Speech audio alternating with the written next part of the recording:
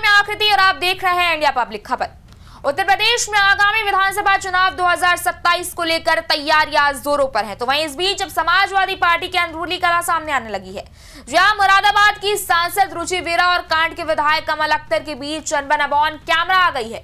हालांकि पार्टी के अंदर इस झगड़े को शांत करने के लिए फिलहाल सपा अध्यक्ष अखिलेश यादव ने कमल अख्तर से इस्तीफा ले लिया है। इसी बीच एआईएमआईएम चीफ असदुद्दीन ओवैसी ने भी यूपी के तमाम मुस्लिम नेताओं से साथ आने की बात कह दी है और इस्तीफे के बाद कमल अख्तर ने कहा है कि उन्होंने ये फैसला अखिलेश यादव के आदेश पर दिया है। क्या है पूरा मामला, आपको बताते हैं इस खास रिपोर्ट में।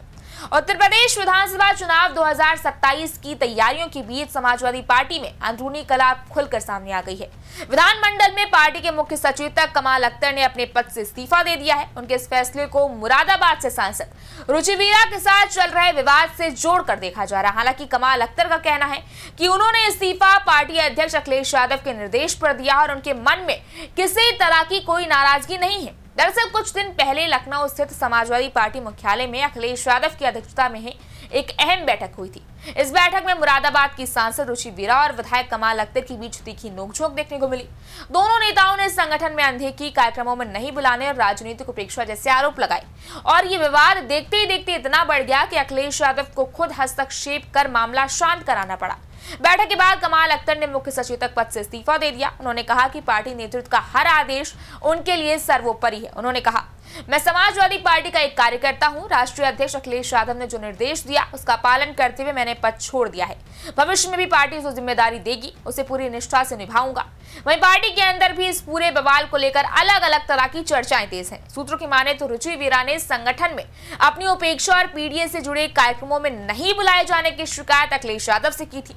इसके बाद पार्टी आलाकमान ने अनुशासन बनाए रखने के लिए कार्रवाई का फैसला लिया। हालांकि सपा की ओर से फिलहाल आधिकारिक तौर पर इसे संगठनात्मक निर्णय बताया जा रहा है, लेकिन राजनीतिक गलियारों में इसे मुरादाबाद इकाई की एक गुटबाजी का नतीजा माना जा रहा है। अटकलें तो ये भी है कि विधानसभा चुनाव से पहले पार्टी नेतृत्व किसी भी तरह के आंतरिक विवाद को खत्म करना चाहता है ताकि संगठन पूरी ताकत के साथ चुनावी मैदान में उतर सके।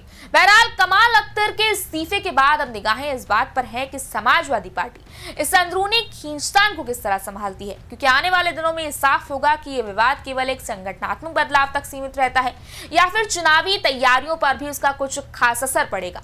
अब देखिए, कमल अख्तर के इस्तीफे को एक रूटीन संगठनात्मक बदलाव के रूप में भी देखा जा रहा है। पार्टी नेताओं ने कहा है कि यह फैसला मुरादाबाद में पार्टी की पार्लियामेंट्री और ऑर्गेनाइजेशनल लीडरशिप के बीच बढ़ते टकराव की वजह से लिया गया, जिसमें अखिलेश अगले साल होने वाले विधानसभा चुनाव से पहले इलाके में शक्ति समीकरण को बैलेंस करने की कोशिश कर रहे हैं। वहीं समाजवादी पार्टी के नेताओं का यह भी कहना है कि मुरादाबाद की सांसद रुचि वीरा पार्टी की डिस्ट्रिक्ट यूनिट के काम करने के तरीके को लेकर लगातार शिकायतें कर रही थी। एक सपा नेता ने बताया है कि वीरा ने लीडरशिप से बार बार नाराजगी जताई थी कि लोकल सपा नेता और वर्कर उनसे कोऑर्डिनेट करने के बजाय सीनियर विधायक कमल अख्तर से दिशा निर्देश ले रहे थे, जबकि वो मुरादाबाद से लोकसभा सांसद हैं।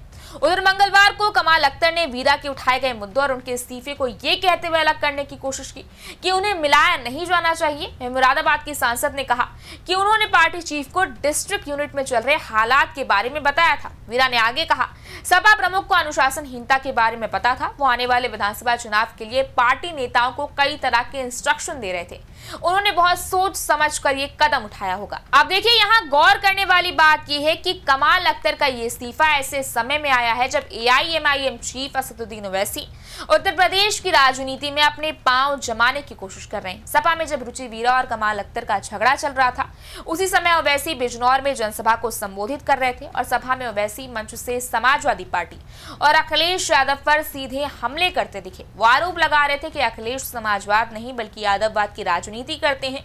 जाहिर है कि ओवैसी यूपी बिहार की अपनी सभी रैलियों में ये कहते आए हैं कि अब्दुल केवल दरी नहीं बिछाएगा, उसे भी सत्ता में हिस्सेदारी चाहिए। ये आरोप लगाते रहे हैं कि कांग्रेस, सपा, आरजेडी जैसी पार्टियों को केवल मुस्लिमों का वोट लेते रहे हैं, लेकिन जब सत्ता में हिस्सेदारी देने की बात आती है तो वो पीछे हट जाते हैं। इसी बीच उन्होंने समाजवादी पार्टी से भी ये मांग कर दी है कि अगर उन्हें मुस्लिमों का वोट चाहिए तो यूपी चुनाव 2027 में ये ऐलान करना होगा कि जीते तो राज्य को मुसलमान मुख्यमंत्री देंगे, अगर आप एआईएमआईएम चीफ ओवैसी के राजनीतिक सफर पर भी गौर करें तो यूपी और बिहार जैसे राज्यों में आरजेडी या सपा से नाराज मुस्लिम प्रत्याशियों को ही चुनाव में प्रत्याशी बनाते रहे। ऐसे में राजनीतिक गलियारों में चर्चाओं का बाजार गर्म है कि मुरादाबाद की सांसद रुचि वीरा हिंदू धर्म में बनिया समाज से आती, वहीं कमाल अख्तर मुस्लिम बिरादरी से। और ऐसे में जब दोनों के बीच ये अनबन चल रही है, झगड़ा हुआ है, तो कमाल से इस्तीफा देने के लिए ही क्यों कहा गया। हालांकि कमाल अख्तर ने इस्तीफा देने के बाद भी यही कहा है कि वो समाजवादी पार्टी में ही है, लेकिन अगर आगामी विधानसभा चुनाव में उन्हें सपा प्रत्याशी नहीं बनाती है तो वो आगे क्या कदम उठाते हैं, ये देखना फिलहाल दिलचस्प होगा। बता दें कि पिछले साल चीफ व्हिप के तौर पर कमाल अख्तर की नियुक्ति राजनीतिक रूप से सेंसिटिव समय पर हुई थी। राज्यसभा के चुनाव के दौरान मनोज पांडे की बगावत ने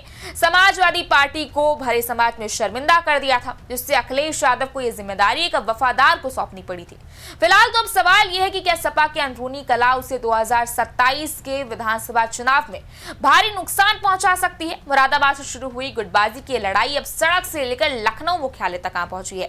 क्या सांसद रुचि वीरा और विधायक कमाल अख्तर गुट के बीच हुई तू में 2027 में भी अपना असर दिखाएगी? इस बारे में आपकी क्या राय है, आप हमें कमेंट सेक्शन में जरूर बताएं। इस वीडियो को लाइक करें, शेयर करें, चैनल को सब्सक्राइब करें। शुक्रिया।